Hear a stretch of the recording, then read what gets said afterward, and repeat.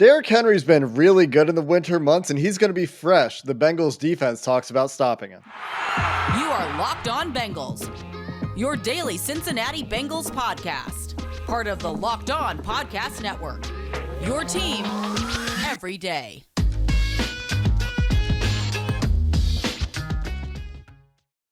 What up, Bengals fans, and welcome to another episode of the Locked On Bengals podcast. I'm your host, Jake Lisco. He's your host, James Rapine. Today, we're going to take a look at Derrick Henry, the threat he poses, and what the Bengals defense is doing to prepare. We're going to cross over with Tyler from Locked On Titans. I know a lot of you are pumped up for that, and we've got some news to hit, some encouraging news that we're going to start with.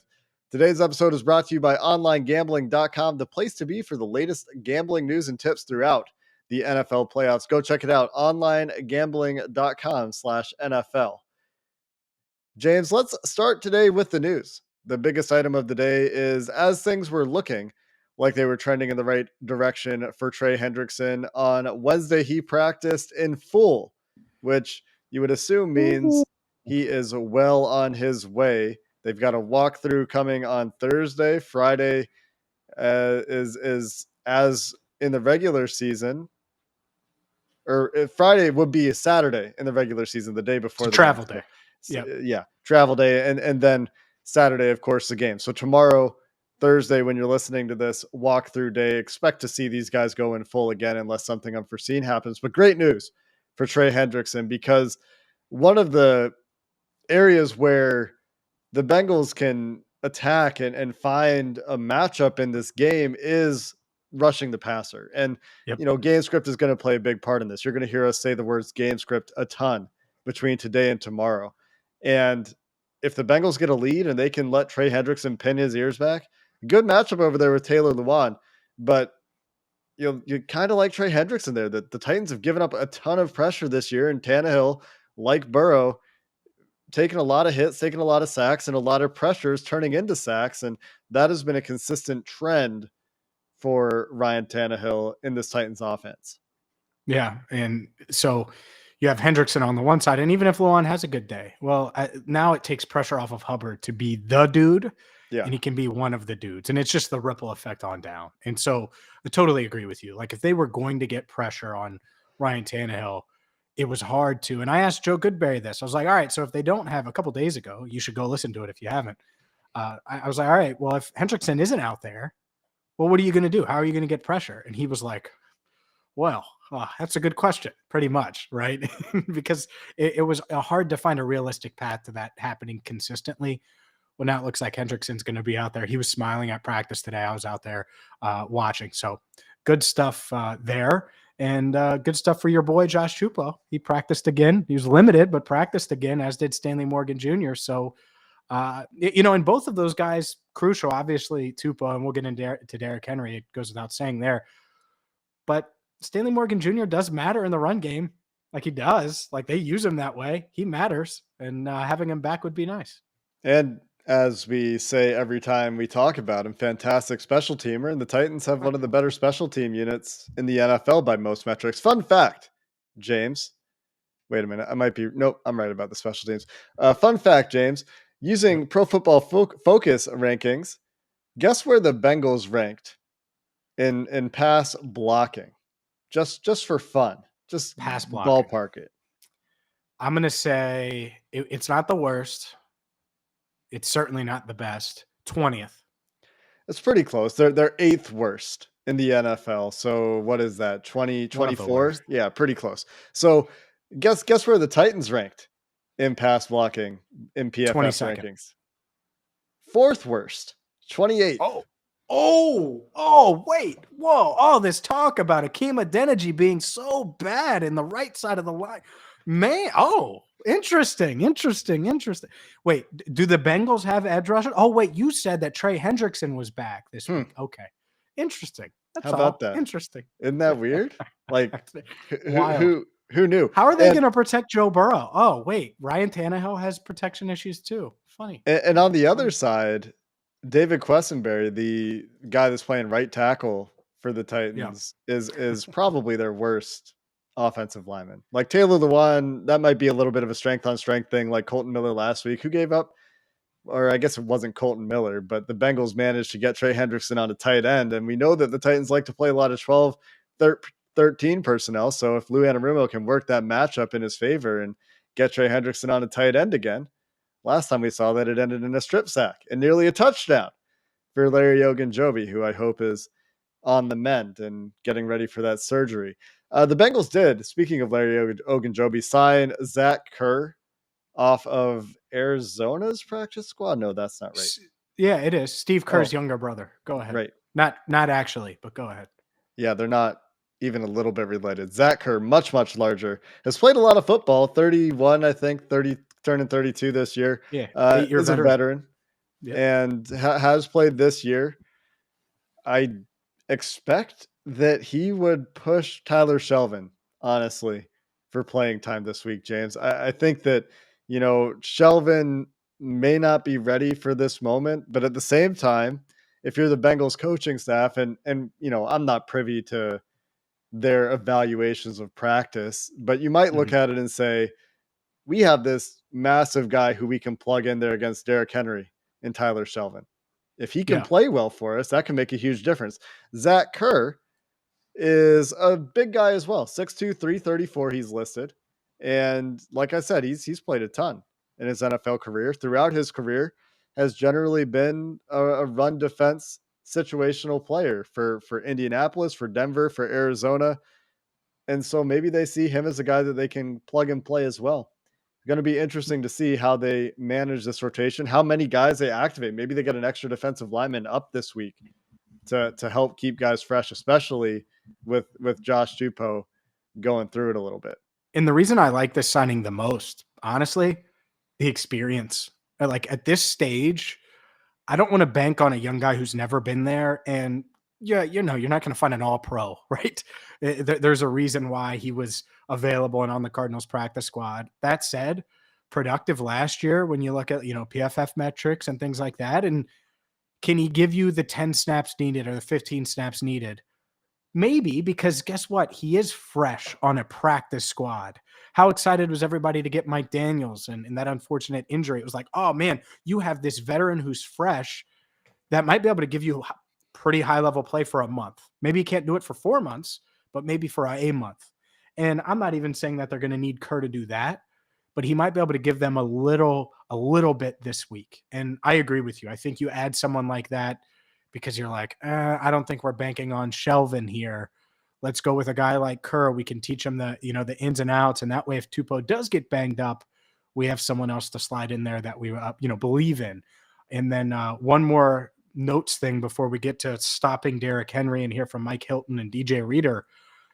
Friend of the podcast, Brian Callahan, set to interview with the Denver Broncos for their head coaching vacancy on Thursday afternoon. It's going to be virtual, so good luck to Brian, although he was asked about it on Wednesday, and he's like, look, when I'm preparing for this interview, it's an honor to do the interview. It is not happening during work hours. So it's probably been a long couple of weeks for Brian, but hopefully I hope he does well in the interview, and then I hope he puts together the best game plan of his life for Saturday's game against the Titans.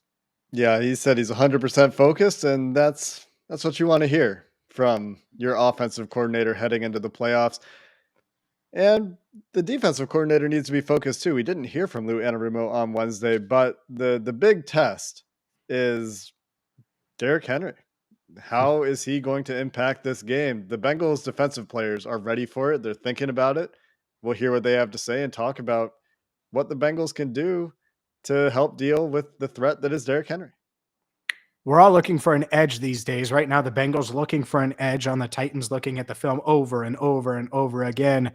And well, we'd like to thank OnlineGambling.com for sponsoring today's show. And this week, they've challenged me with picking a divisional round upset. And see, normally I make my prediction at the end of the week, but I got to tell you, I'm feeling what's going on in Nashville right now. And last I checked, the Titans are favored. So who knows? Maybe Jamar Chase and the crew get it done. But OnlineGambling.com is going to give you an edge this season, wagering on any game, including the divisional round of the playoffs this weekend. If you're thinking about backing an underdog in the divisional rounds, make sure you head to OnlineGambling.com before you do And you go there right now, in fact, onlinegambling.com/NFL for all the latest gambling news, tips, and info to beat the odds and give you the edge this weekend and throughout the playoffs. Remember, onlinegambling.com/NFL to make the most of this year's playoffs. Derrick Henry, James, obviously going to be a pretty big factor in this weekend's game, or maybe not. I have a fun stat for you before we dive in too far Oh, to the Derrick Henry stuff. Our pal Tracy McBrady, Tracy McBrad EY underscore on Twitter has a fun little stat. We referenced his Joe Burrow common uncommon splits last week, and when Derrick Henry's faced DJ Reader's team, going back because they used to be in the same division, DJ Reader very familiar with Derrick Henry and the Titans when he played with the Texans. In 2017, DJ Reader played, of course, for the Texans against Derrick Henry twice. Henry in the first game, 6 carries, 7 yards, no touchdowns. Second game, 11 carries, 109 yards, 1 touchdown. Good game. Had a big explosive run. In 2018, 8 carries, 30 yards. In 2018, second time, 18 carries, 56 yards. In 2019, 21 carries, 86 yards. And in 2020, 18 carries. Actually, in 2020, DJ Reader was on IR when they played already. So yep. you look at all those games, not a whole lot of success for King Henry against DJ Reader. Now, this is absolutely Ooh. just correlative, and there's a Is it? lot that goes into this. And there Is are there? other players. Run defense, very much an 11-player effort. But DJ Reader is the linchpin of the Bengals run defense. He, Sam Hubbard, those linebackers, BJ Hill, Josh Tupou, whoever's out there, Trey Hendrickson to some degree, but he's our pass rushing guy, right? We like him more as a pass rusher than a run defender. DJ Reader, the linchpin, and was one of the guys that talked about it. But Mike Hilton, who, honestly, James, I'm going to be curious to see how much Mike Hilton's on the field this week with how much the Titans like to get heavy personnel on the field. But Mike Hilton, a good run defender, is ready to face Derrick Henry and that mean stiff arm if he has to. It might seem easy the first, second quarter, but towards that second half, just constantly tackling him, and it definitely wears down on you. And that's what they thrive off of, just constantly running the football, trying to wear you down and just make it difficult for defense to tackle them in the fourth quarter. So we know as a defense, we got to get a lot of heads to the football and gang tackle. You want to keep them contained as best you can, keep them in between the tackles. But, they're going to have some scheme runs, and we'll have to adjust accordingly. His stiff arm, he's obviously got one of the best stiff arms, probably the best stiff arm in the league. And so you got to understand that when he puts that up, you got to try to, make ways to, we call it like swipe on, swipe off techniques to try to get it off of you as fast as you can and try to get within him to grab him and bring him down. They do some good things in the run game, but we're excited as a D-line. It's a big challenge for us. And it's a challenge, and we're going to go out there and accept, and we're going to go out there and do our thing. So I think everybody's excited about it, but it always starts with us up front. So we got to always create that special moment up front and just create the game going from there. It's going to start and end up front every game. Definitely weighs on, he's a big back, but, you got to do your job of not letting him get going, getting out there and, putting hits on him, make sure we're wearing on him just as much as he's wearing on us. I love that mindset, make sure we're wearing on him just as much as he's wearing on us. And that's what they're going to have to do, right? Is it's going to have to be bodies on bodies. I know someone, I didn't put together the clip, but someone asked Logan Wilson about being one-on-one with Derrick Henry and if he dreams about that. And he's like, well, it's going to happen, but no, I don't dream about that. I dream about gang tackling him, basically. And he didn't say it like that, but who the hell wants to be in that position, right? That's not what you want going up against someone like this. You want to be able to tackle him with 5 or 6 guys. But something you mentioned, Jake, it was on our Wednesday show, and I can't get it out of my head. It's the PFF split stats about him getting to the edge, because we're talking about DJ Reader and up the middle. And so if it's him getting to the edge, to me, it's going to be such a complete team effort. So I'm talking both linebackers, Pratt and Wilson. You're talking about Mike Hilton. You're talking about Chidobe Awuzie and Eli Apple, even Trey Waynes, right? You're talking about all these guys moving. Obviously goes without saying Von Bell and Bates, because they, the way they move around. But all of these guys could be in the open field with him, and it might not be deep downfield. Like normally you think of a defensive back downfield with a running back. Well, it might be 3 yards within 3 yards of the line of scrimmage, and it's time for Mike Hilton to try to tackle Derrick Henry. Mike Hilton's not a big guy. And so that's the part where it could get quite challenging. But I do think, and this is a short clip, that Mike Hilton's strategy against Derrick Henry's stiff arm is quite comical. You got to shoot your shot before he shoots his. Everybody know he's a guy. It's gonna take him a couple of steps to get started, but once he gets started, he gets rolling. So as a defender, you got to just be quick to pull your trigger, and hopefully he has success. Yeah, that's really astute for Mike Hilton, who's obviously watched a lot of Derrick Henry this week and is preparing to physically deal with him. But the guy has long speed, and everybody that's watched any football in the last 3 years knows this. And a lot of his productivity comes on breakaway runs. The last few years, he's going 1.5 breakaway runs per game. PFF defines this as runs that are 15 yards or more. This year, before he got hurt, he was at 9 in 8 games. So a little bit behind that pace, but was starting to pick up. And he always seems to be better in the winter months, in December, in January. And so when you think about that aspect of his game, tackling becomes so important. Containing the edge with Sam Hubbard, with Trey Hendrickson, whoever's playing that other side, becomes so important. Run support from your corners becomes so important, because you miss one tackle and you might not get another chance with Derrick Henry in the open field. And that's why that's so important. You've got to at least slow him down, give your other guys a shot if you can't get him to the ground yourself. And when I think about this, I think about Jesse Bates a lot. And if the Bengals put him in the box a lot, last week we saw the Raiders take advantage of Jesse Bates in the box a couple times on some runs. And so it'll be interesting this week. I know Lou Anarumo likes to move guys around to be flexible and be multiple and present a lot of different looks to the opponent. But, this is a week where you put Jesse Bates in the box and Von Bell deep, and the Titans are out there in 13 personnel, and they're ready to run the ball. That's not the safety you want in the box in that situation. I think Lou Anarumo knows better. I think he knows how to put his guys into a position here that'll be advantageous to them. But big game for tackling, and I think that's especially true for linebackers and safeties, because the Bengals really rely on those safeties to come down and play and run support. Yeah, no, I agree with you. I want to see plenty of 24 in the box. 30. I want to see Jesse Bates jumping over Julio Jones for a pick, right? Like that's what I want to see. And that's still a lot to ask, because Julio Jones is still a freak, but you get my point. The Derrick Henry stiff arms, man, that's scary to me, because you'll get made. You'll look like a fool if you come at him wrong. And, Dre Kirkpatrick's the guy I think about, who's got it, been victimized of multiple stiff arms over the years. And obviously he's not on the team anymore. But if there's one cornerback that's got just crushed by stiff arms over the years, I think Lev Bell in his prime got him a couple times. Ooh, it was Dre. So hopefully none of these guys get put on a poster on Saturday. Dre and Josh Norman. Anyway, let's Norman. Let's get into our crossover, James. I know Josh Norman on the other side of a few Joe Mixon stiff arms in his life, but we're going to cross over with Tyler from Locked On Titans. That'll be coming up in just a minute.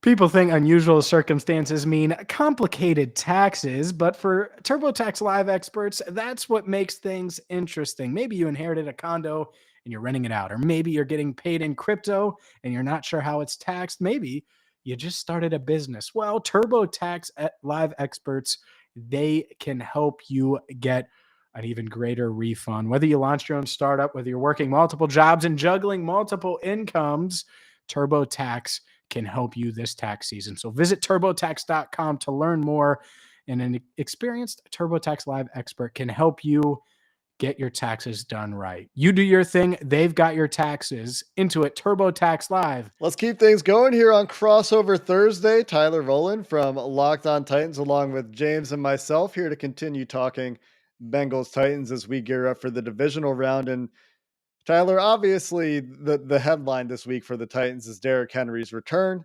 I think that maybe overshadows the fact that this entire offense is as healthy as it's been all year.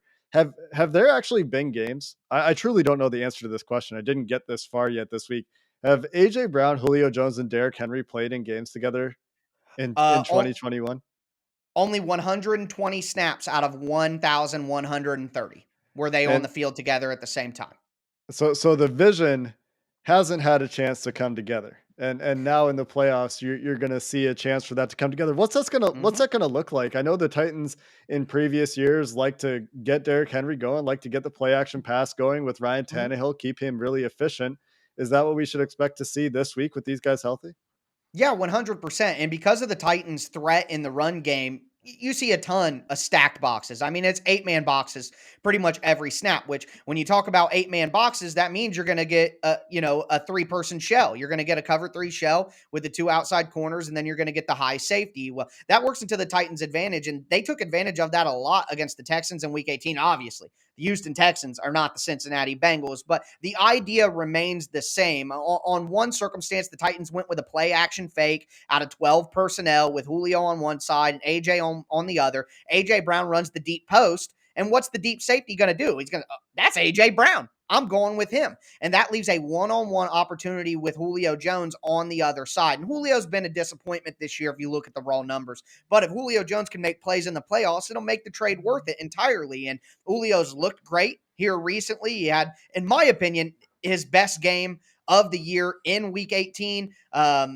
So I think when you consider what that creates, one-on-one opportunities for Julio Jones and having Derrick Henry back, because, people have compared, and maybe you guys saw the yardage for the 8 games with Derrick Henry compared to the games without Derrick Henry. The yardage was almost identical, but it's the scoring ability. Deontay Foreman's going to take it for 12 yards if it's blocked right. Derrick Henry's taking it to the house. So the points are totally different, not necessarily the yard. So having Derrick Henry back with what they're seeing from Julio Jones and those one-on-one opportunities, it just creates an opportunity to score much more points for the Titans. So I think that they're hoping that they can finally put it all together. But, from the negative perspective of things, there's no chemistry there. There's not a lot of reps there. So you don't want to be ironing things out in a divisional playoff game. So that's something to monitor, of course, as well.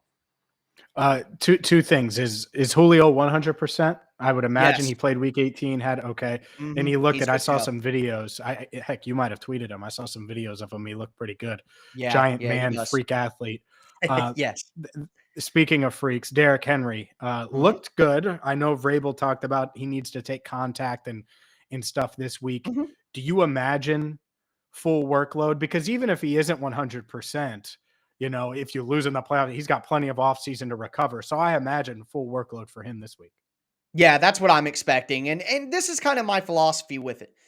They've been kind of holding Julio back throughout the year, limited reps, even when he played. And in my opinion, from watching on the tape, I've seen him go a little bit harder in certain times than he's going at other times. So I think there was a general plan that they were going to kind of keep the Lamborghini in the garage or just take it for a spin around the block, not take it 120 down the highway. And like with Derrick, the point is for me, it's time to take the Lamborghini out 120 miles per hour on the highway with Julio. And like that, there's no looking back. If you lose this game, Derrick Henry gets the rest for multiple months. You know what I mean? If he is able to play, he needs to be out there. Everybody's real happy about Deonta Foreman, and I get it. He's been a solid fill-in. But we're talking about a guy who was on the couch halfway through the season.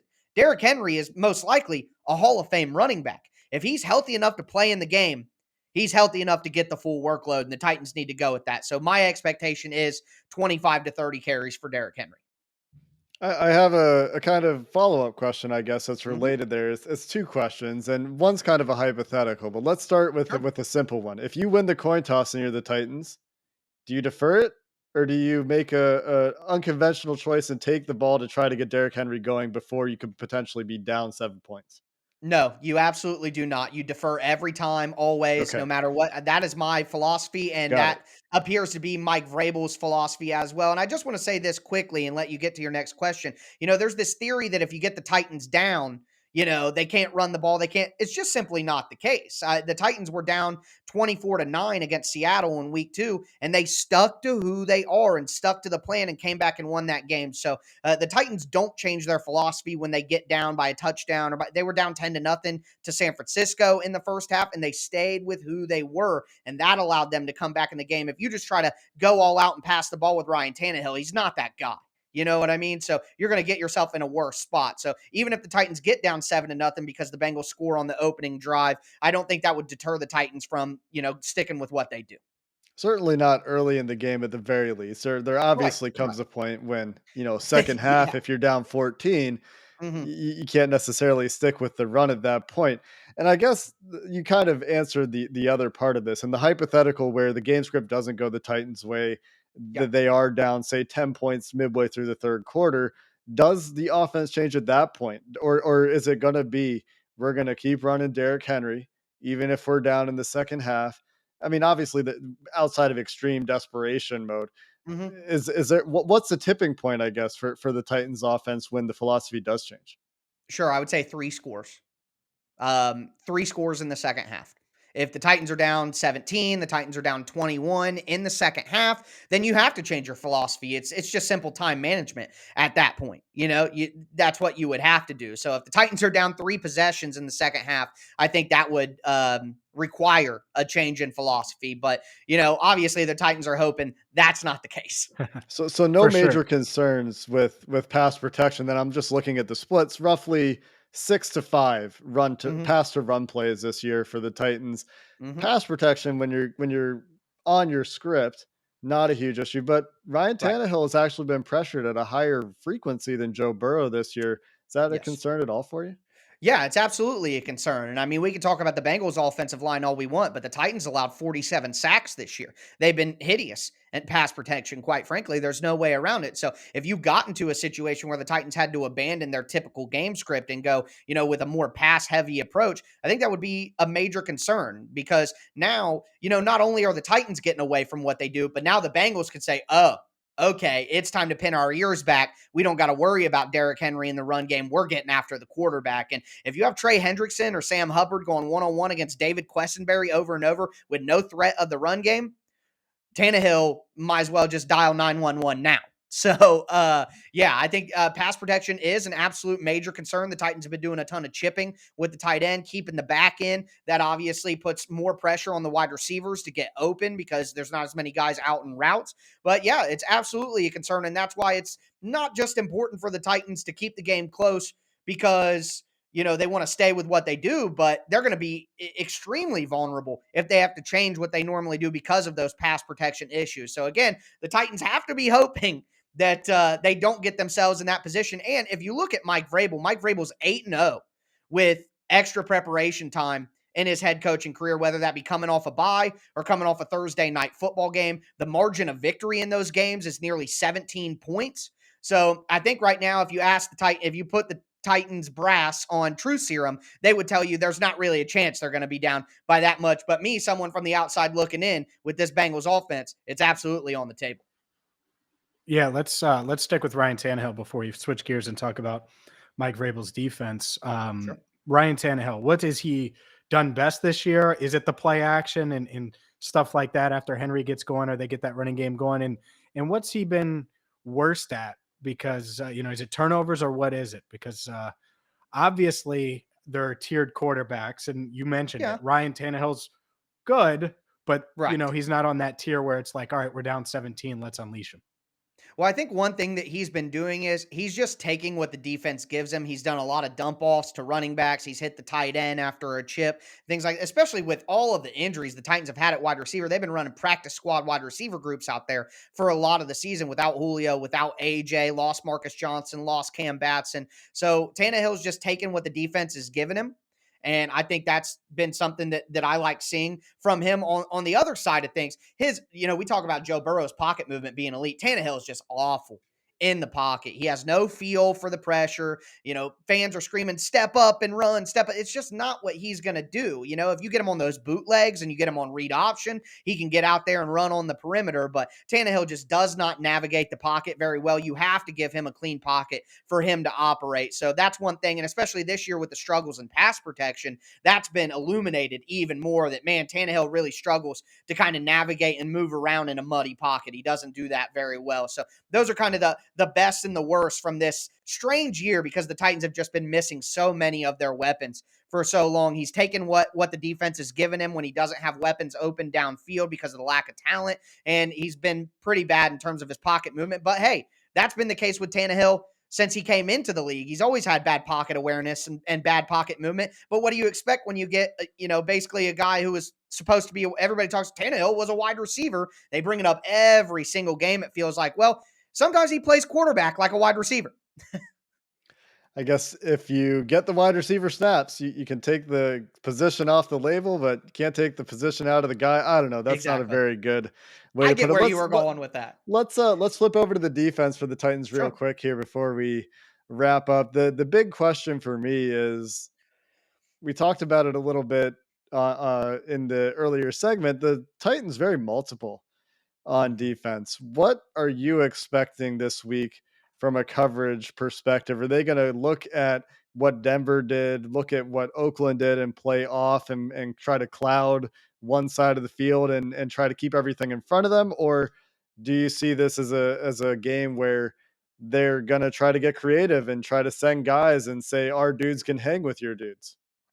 I think that, and this is a compliment to the Cincinnati Bengals offense, but I think the Titans are going to play this like they do when they play the Bills or the Chiefs.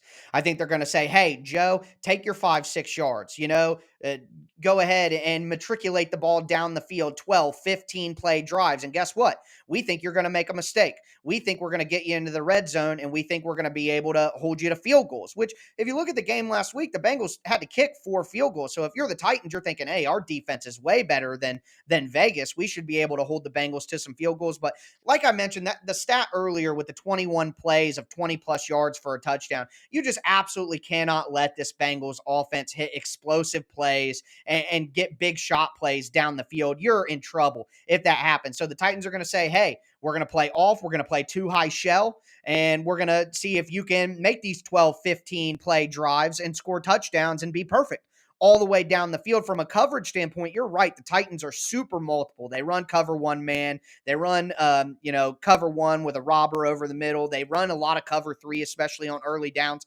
But one thing that they do mix in is cover two invert. And I personally think that is a very smart plan, because one thing I notice is the Bengals offense likes to use vertical routes on the inside with the tight end and the slot wide receiver to open up digs and open up slants to T. Higgins and Jamar Chase. And you can't put yourself in a bad spot where, like last week, the Raiders, they had a linebacker who would just run vertically with a guy, and it would just open up a huge hole in the middle. The Titans can't allow that to happen. So if you go with cover two invert and you have the cornerback that's on T. Higgins playing a deep half, and then you have one safety playing the other deep half, you can take your other deep safety, which is typically going to be Amani Hooker, and slide him into the kind of the honey hole or the hole in cover two, that middle hole in the middle. And then your linebacker, who's your underneath defender, doesn't have to run with the vertical route. You can pass that off to Amani Hooker and let him take it. And then the linebacker can stay in that, second level range to try to take away those quick slants and those ends from the outside wide receivers. So that's one specific coverage that the Titans have run throughout this year that I expect them to use in this game, but they're going to do it out of cover two or out of a too high shell. And I would expect that to be the plan going forward. Make them do those 12, 15 play drives and earn everything that they get. Yeah. So let's say they do convert on a couple of those, let's say first, 2 of the first 3 drives, Joe Burrow takes them on 2 double-digit play drives. They end in scores. Will Vrabel adjust a lot? Because the Bengals defense, for example, I know they'll adjust. They'll change things up on the fly if they need to. Will they, let's say Chase has 8 receptions, midway through the second quarter. Do you think they'll cloud him then and just say, all right, or you think they'll press him a little bit and cloud him and say, all right, we're going to do this instead of what we've been doing? Yeah, I would think they would have to at that point. Okay. And one thing that I think helps the Titans a little bit, while these players are different, obviously, the Titans played Jalen Waddle in week 17 with the Dolphins. And the way that they played coverage, it was almost like they split the field down the middle all the way. And they said, Jalen Waddle's side, you get 4 guys. The other side, you get 3 guys. And the Titans were playing different coverages on different sides of the field. And they were saying, we're not letting Jalen Waddle beat us in this game. We're going to do everything we can to avoid that. So I would say that if Chase just starts absolutely roasting the Titans in that way, I would expect the Titans to absolutely adjust and try to take that away, because Vrabel's not just going to sit there and let one guy kill you over and over again. A page out of Bill Belichick's book there. Absolutely. Different coverages on different halves of the field. Remember reading was Chris unbelievable. Brown's Smart Football about Bill Belichick's defense years ago. Tyler, appreciate the time and thoughts. Should be a really fun game. I think that, the 3-point line that Vegas has given is pretty interesting. I think that it's, being in Tennessee does throw a little bit of an X factor into things for the Bengals, where Joe Burrow's made good use of the hard count. So going to be really interesting to see how this one plays out on Saturday. So appreciate the answers and the insight into how things are going in Nashville. And that's going to do it for this episode. Thanks for listening to the Locked On Podcast Network, and have a good one.